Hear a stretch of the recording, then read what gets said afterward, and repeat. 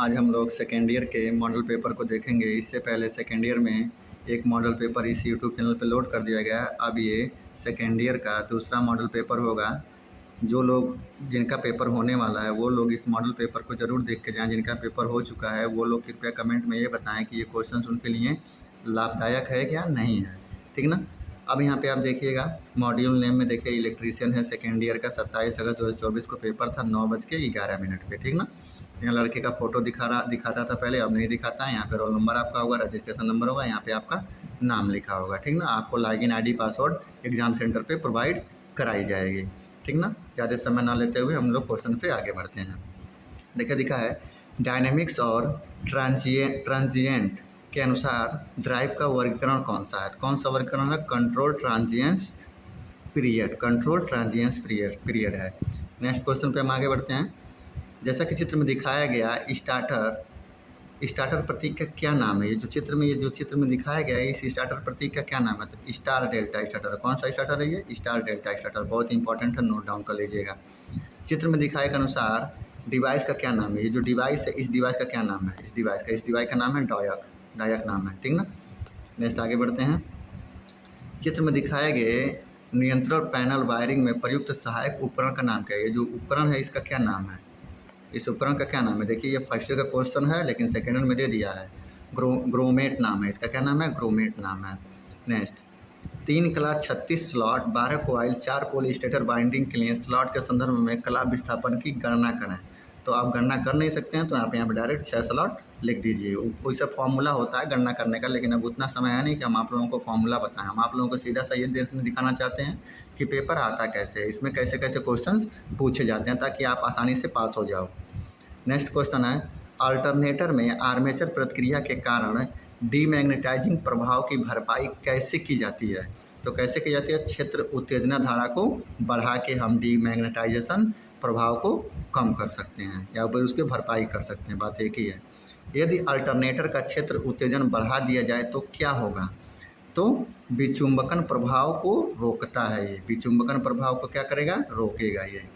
Next चित्र में दिखाए गए इंसुलेटर का नाम क्या है। जो चित्र में दिखाया गया इंसुलेटर है जो बड़े बड़े पोलों पे लगे होते हैं, इसका क्या नाम है? तो इसका नाम है सिंगल सेड पिन इंसुलेटर। क्या नाम है? Single said pin insulator. चित्र को देखिए, क्वेश्चन को देखिए और आराम से याद कर लीजिए। कौन सा उपकरण भौतिक मात्रा का पता लगाता है? तो सेंसर जो होता है वो क्या करता है? भौतिक मात्रा का पता लगाता है। नेक्स्ट क्वेश्चन भारी भार के अचानक भारित करने के लिए किस प्रकार के डीसी मोटर का उपयोग किया जाता है? तो कम्यूटेटिव कंपाउंड डीसी मोटर का उपयोग किया जाता है। Which type of DC motor use for sudden application of heavy load. जिसपे अचानक लोड बढ़ा दिया जाए तो वहाँ पे कौन सा मोटर का उपयोग किया जाता है? तो कम्यूटेटिव कंपाउंड मोटर का उपयोग, जैसे क्रेन हुआ, जो भारी भारी लोड उठाते हैं उन सब में यही मोटर यूज किया जाता है। नेक्स्ट चित्र में दिखाए गए अनुसार एकल चरण मोटर को दर्शाया गया है। Which type of single phase motor is illustrated as show in the figure of diagram. ये जो डायग्राम में फिगर दिखाया गया है कौन सा मतलब इंडक्शन मोटर है, कौन सा मोटर है ये? तो ये कौन सा मोटर है? Capacitor start capacitor run motor. कौन सा मोटर है? कैपेसिटर स्टार्ट और कैपेसिटर रन मोटर। यहाँ देखिए एक कैपेसिटर यहाँ चल रहा है और यहाँ कैपेसिटर यहाँ स्विच में है, तो ये कैपेसिटर स्टार्ट करेगा और इस पर रनिंग करना शुरू कर देगा। तो capacitor start capacitor run motor. Next आगे बढ़ते हैं। चित्र में दिखाए गए प्रतीक का नाम क्या है? जो चित्र में जो प्रतीक दिखाया गया इसका क्या नाम है? तो लाइटिंग अरेस्टर नाम है इसका। क्या नाम है? लाइटिंग अरेस्टर नाम है। देखिए बहुत इंपॉर्टेंट है ये सब। जैसा कि चित्र में दिखाया गया एक्स के रूप में चिन्हित भाग में कौन सा वोल्टेज ड्रॉप दर्शाया गया है? कौन सा वोल्टेज ड्रॉप दर्शाया गया? तो यहाँ पे ये फिगर पहले भी समझाया गया, आपको मॉडल नंबर 01 में भी यही फिगर देखने को मिल जाएगा। सेकेंड ईयर का 01 जब आप देखेंगे चैनल पे जाके आपको चीज़ें मिल जाएंगी। तो ये कौन सा ड्रॉप है? आर्मेचर रिएक्शन ड्रॉप, जिसे IR ड्रॉप भी बोलते हैं, लेकिन IA ड्रॉप बोला जाता है इसे। IA ड्रॉप बोला जाता है, लेकिन वैसे आप यहाँ पे आर्मेचर रिएक्शन ड्रॉप ट्रिक लगा के चले जाइए। सिंक्रोनस मोटर का उपयोग कहाँ पे किया था? अनुप्रयोग कहाँ पर होता था? पावर फैक्टर करेक्शन के रूप में सिंक्रोनस मोटर का उपयोग किया जाता है। किसके लिए? पावर फैक्टर करेक्शन के रूप में। बहुत ही इंपॉर्टेंट क्वेश्चन है। नेक्स्ट चित्र में दर्शाया गया प्रतीक का क्या नाम है? ये प्रतीक जो दर्शाया गया ये कौन सा? ये गेट का है। आप लोग अगर पढ़े होंगे तो आप लोगों को पता होगा ये गेट का फिगर है, लेकिन किस गेट का फिगर है ये? तो टू इनपुट नंड गेट का फिगर है। ये किसका फिगर है? नंड गेट का, NAND, नंड गेट का। तो 4 गेट होते हैं, एंड और नॉट नंड, तो इन चारों का फिगर देख लीजिएगा। जैसा कि चित्र में दिखाया गया, वाइंडिंग किस प्रकार का परीक्षण दर्शा रहा है। जो वाइंडिंग है ये किस प्रकार का परीक्षण दिखा रहा है? तो रेजिस्टेंस टेस्ट परीक्षण दर्शा रहा है। अब ये फिगर को आप ध्यान से अपने चित्र में बैठा लीजिए अपने माइंड में, और यहाँ पे ये नाम को बैठा लीजिए। नेक्स्ट है, 2 अल्टरनेटर के समांतर क्रम में संयोजन करने पर जब 2 लैंप चमकने लगते हैं तब एक लैंप अंधकारमय हो जाता है। क्यों? Voltage and frequency are equal, voltage और फ्रिक्वेंसी के समान होने की वजह से। नेक्स्ट, 70% दक्षता और 0.8 पावर फैक्टर पर 2 HP single phase motor 240 volt का इनपुट करंट क्या होगा? इनपुट करंट की बात कर रहा है तो 11 एम्पियर होगा ये। तो देखिए भैया, फार्मूला पढ़ाने का हमारे पास समय नहीं है, इसलिए हम आगे आगे तेज़ी से बढ़ते चले जा रहे हैं ताकि ज़्यादा से ज़्यादा क्वेश्चन को कवर किया जा सके। 3 कला प्रेरण मोटर स्टार्टर के साथ शामिल 2 कार्यात्मक सर्किट क्या हैं? 2 कार्यात्मक सर्किट क्या हैं? तो नियंत्रण सर्किट और पावर सर्किट हैं। कौन कौन से सर्किट हैं? नियंत्रण सर्किट और पावर सर्किट हैं। नेक्स्ट, 3 कला मोटर वाइंडिंग का नाम क्या है यदि कुंडली पिच से कम हो? तो कौन सा नाम है? Short coded winding. क्या नाम है उसका? शॉर्ट कोडेड वाइंडिंग नाम है। नेक्स्ट, पैनल बोर्ड असेंबली में किस उपकरण से बचा जाता है? तो सेंसर से बचा जाता है पैनल बोर्ड वायरिंग में। सिलिकॉन डायोड में जर्मेनियम डायोड की तुलना में अधिक बैरियर वोल्टेज का क्या कारण है? तो परमाणु संख्या कम होती है इसलिए। नेक्स्ट, बड़ी मशीनों की पोल कोर को बनाने के लिए किस धातु का उपयोग किया जाता है? तो ढलवा लोहे का उपयोग किया जाता है। चित्र में दिखाए के अनुसार डीसी श्रृंखला मोटर का गति नियंत्रण किस प्रकार का ये गति नियंत्रण है? ये किस प्रकार का गति नियंत्रण है? तो आप यहाँ से ध्यान दीजिएगा। फील्ड वाइंडिंग को नियंत्रण तो फील्ड पैरेलल मेथड है ये। कौन सा मेथड है ये? फील्ड पैरेलल मेथड है। देखिए फील्ड को यहाँ पे इसने पैरेलल में लगाया है, यहाँ पे देखिए फील्ड को पैरेलल में लगाया है, तो फील्ड पैरेलल मेथड है ये। चलती हुई डीसी मोटर में प्रेरित ईएमएफ की सहायता करने की क्रिया क्या है? What is the action of assistant the induce EMF in running DC motor? Running DC motor में जो इंड्यूज ईएमएफ होता है वो ईएमएफ की सहायता से करने की क्रिया क्या है? मतलब चलती हुई मोटर में जो ईएमएफ पैदा होता है तो अपोज द अप्लाइड वोल्टेज। वो क्या काम करता है? अप्लाइड वोल्टेज को अपोज करता है। इस क्वेश्चन को थोड़ा ध्यान से समझिए। सप्लाई देते हैं, मोटर ऑन होती है, हमारा चलना शुरू करती है, सप्लाई दे रहे हैं। अभी ये भी तो, इसमें भी तो बाइंडिंग लगा गया, ये भी तो मैग्नेटिक फील्ड प्रोड्यूस करेगा और करंट प्रोड्यूस करेगा। तो ये क्या काम करेगा? जो वोल्टेज को दिया जाता है इसका अपोज करता है, जिससे पैदा होता है उसी का अपोज करता है। अगर आपने लेंज का नियम पढ़ा होगा तो आपको ये चीज़ें समझ में आ रही होंगी। नेक्स्ट, चित्र में दर्शाया गया एक कनेक्शन का नाम क्या है? अभी जो चित्र है देखिए काफ़ी बड़ा चित्र है, थोड़ा छोटा कर लेते हैं। ये काफ़ी बड़ा चित्र है। इस चित्र में जो कनेक्शन दर्शाया गया है इनका क्या नाम है? तो देखिएगा यहाँ पे ये है ड्राइव से कंट्रोल हो रहा है, तो एसी ड्राइव विथ मोटर। क्या चीज़ नाम है इसका? AC drive with motor. आप चित्र को थोड़ा सा रुक के देख लीजिएगा, उसका स्क्रीनशॉट मान लीजिएगा, फिर आंसर पे ध्यान दे दीजिएगा। वार्निशिंग से पहले रिवाइंडेड एसी मोटर के लिए प्री हीटिंग क्यों आवश्यक है? तो क्यों आवश्यक है? बाइंडिंग में नमी को सुखाने के लिए, इसलिए ये आवश्यक है। नेक्स्ट पे हम आगे बढ़ते हैं। 2 पोल 24 स्लॉट 12 कॉइल और 3 फेज मोटर के प्रति चरण प्रति जोड़ी कॉइल की संख्या क्या होगी? क्या संख्या होगी? 4 होगी। कितनी होगी? 4 होगी। यदि डीसी कंपाउंड मोटर चलाने के दौरान 4 पॉइंट स्टार्टर का प्रारंभिक प्रतिरोध खुल जाए तो क्या होगा? ये 4 पॉइंट स्टार्टर है, इसका प्रारंभिक प्रतिरोध खुल जाए तो क्या होगा? मोटर बंद हो जाएगा भैया। क्या हो जाएगा? मोटर बंद हो जाएगा। किस प्रकार के डीसी आर्मेचर बाइंडिंग में front pitch YF back pitch YB से अधिक होती है? तो किस में होती है? रिस्ट्रोग्रेसिव वाइंडिंग में। रिस्ट्रोग्रेसिव वाइंडिंग में ऐसा चीज़ होता है। नेक्स्ट, पैनल बोर्ड में 2 अलग अलग अर्थिंग प्रदान करने का क्या कारण है? पैनल बोर्ड में 2 अलग अलग अर्थिंग प्रदान करने का क्या कारण है? अन्य विफलता के मामले में एक अर्थिंग सुनिश्चित करें। मतलब एक खराब हो जाए तो एक तो रहे। डीसी ड्राइव में बीओपी का पूरा नाम क्या है? तो बेसिक ऑपरेशनल पैनल। ये 001 वाले मॉडल पेपर में भी यही क्वेश्चन है, 2 में भी यही क्वेश्चन है। यूनी जंक्शन ट्रांजिस्टर यूजेटी का मुख्य कार्य क्या होता है? तो रिलैक्सेशन ऑसिलेटर का काम होता है। यूजेटी का रिलैक्सेशन ऑसिलेटर का काम होता है।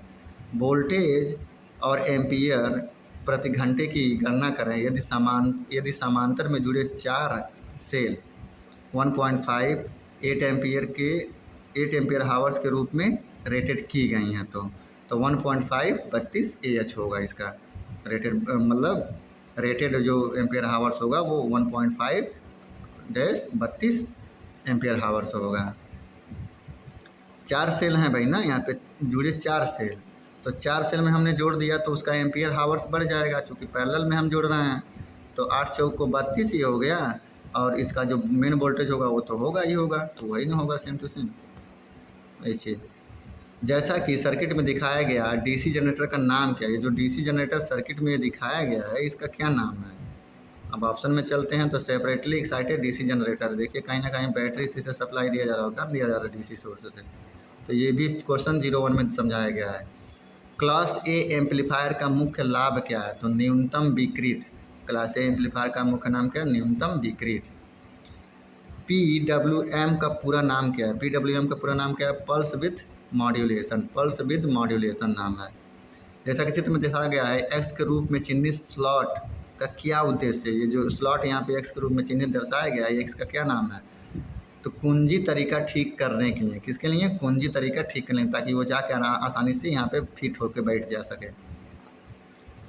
नेक्स्ट अब देखिए वर्कशॉप कैलकुलेशन का क्वेश्चन आ गया। वही क्वेश्चन है जो 01 मॉडल पेपर में, मतलब वर्कशॉप कैलकुलेशन, ड्राइंग और एम्प्लॉयबिलिटी स्किल सभी का सेम होगा, चाहे आपका पेपर किसी भी डेट में हो।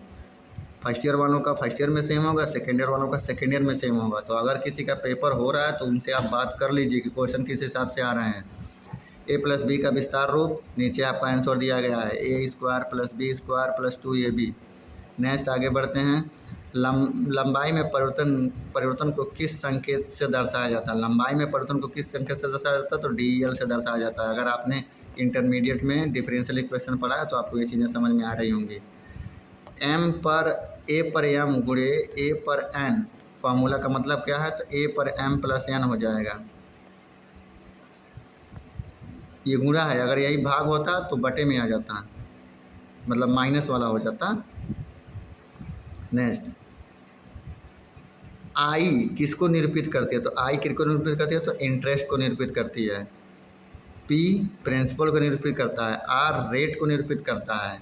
आपने अगर साधारण ब्याज पढ़ा है तो आपको चीज़ें पता होंगी। कौन सा प्राधिकरण दरों के अनुसूची को प्रकाशित करता है? तो प्राइस कैटलॉग जो होता है वो अनुसूची दर को प्रकाशित करता है।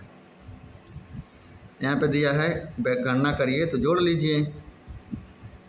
अरे A पर 1 + 2 + 3 + 4 4 3 7 1 8 2 10, A पर 10 यही आंसर हो जाएगा आपका। अभी ये फॉर्मूला ऊपर ही पढ़ाया गया है। अब देखिए इंजीनियरिंग ड्राइंग के क्वेश्चन शुरू होते हैं। AC वोल्टेज को बढ़ाने या घटाने वाली स्टैटिक मशीन कौन सी है? तो ट्रांसफार्मर है। नेक्स्ट मोटर को चालू और बंद करने के लिए किस उपकरण का उपयोग किया जाता है? तो स्टार्टर का उपयोग किया जाता है। बहुत ही इंपॉर्टेंट क्वेश्चन। कौन सा भाग स्वचालित लोहे में गर्मी को नियंत्रित करता है? तो थर्मोस्टेटिक स्विच जो होता है वो स्वचालित यंत्र में गर्मी को क्या करता है? नियंत्रित करता है। 250 वोल्ट से कम वोल्ट कहलाती है LT, लो वोल्टेज कहलाती है। 250 वोल्ट से कम वोल्टेज अगर आएगी तो आपको क्या कहलाएंगे? उसे लो वोल्टेज कहेंगे। दिए गए चित्र में स्विच को पहचानिए, कौन सा स्विच है? तो ये कौन सा स्विच है? पहले ये स्विच आता था, इसे थंबल स्विच बोलते हैं। पहले के ज़माने में इसी तरह के स्विच आते थे। इस प्रतीक का क्या नाम है? जो प्रतीक यहाँ पे दर्शाया गया है इसका क्या नाम है? तो इसका क्या नाम है? कंडेंसर माइक्रोफोन नाम है इसका। क्या नाम है? Condenser microphone. क्या नाम है इसका? कंडेंसर माइक्रोफोन नाम है। तो इस नाम को नोट कर लीजिए। एम्प्लॉयबिलिटी स्किल्स के क्वेश्चन शुरू होते हैं। नौकरी के लिए साक्षात्कार के दौरान निम्नलिखित में से कौन सी प्रतिक्रिया अच्छा फॉर्मल कम्युनिकेशन दर्शाती है? कौन सी प्रतिक्रिया? तो मेरा टॉप 3 कौशल है प्रॉब्लम सॉल्विंग, टीम वर्क और डिलेट पर ध्यान देना। इतना ही काम मेरे पास होना चाहिए ताकि आपका फॉर्मल कम्युनिकेशन को ये चीज़ें दर्शाएं। भविष्य के कार्य के लिए आवश्यक महत्वपूर्ण कौशल है कौन सा? Master internet skill. भविष्य के लिए मास्टर इंटरनेट स्किल आप सीख लीजिए, भविष्य के लिए बहुत ज़रूरी होगा। जब कचरे को फेंकने से पहले कागज़ और प्लास्टिक को अलग करना है। ग्रीन माइंडसेट, ग्रीन माइंडसेट मतलब सूखा कचरा अलग फेंको, गीला कचरा अलग फेंको, तो इसका इसका क्या मतलब है? ग्रीन माइंडसेट होना चाहिए। एक मशीन ऑपरेटर के रूप में अपनी मशीन के साथ काम करते समय आप पाते हैं कि मशीन ठीक से काम नहीं कर रही। आपको क्या करना चाहिए? आप क्या करेंगे? समस्या का कारण और उसे हल करने की उपाय खोजने का प्रयास करना चाहिए। समस्या का कारण देखना चाहिए और उसे हल करने का प्रयास करना चाहिए। Next is file storage and synchronising service of cloud computing development by Google. तो गूगल ड्राइव जो है ये काम करता है। नेक्स्ट जॉब पोर्टल क्या है? एक वेबसाइट जहां कंपनियां नौकरियां पोस्ट करती हैं और लोग उसके लिए सर्च और अप्लाई कर सकते हैं, इसी को तो हम कहते हैं जॉब पोर्टल। नेक्स्ट गूगल पर नई जानकारी खोजते समय सही शब्दों का उपयोग करना क्यों महत्वपूर्ण है?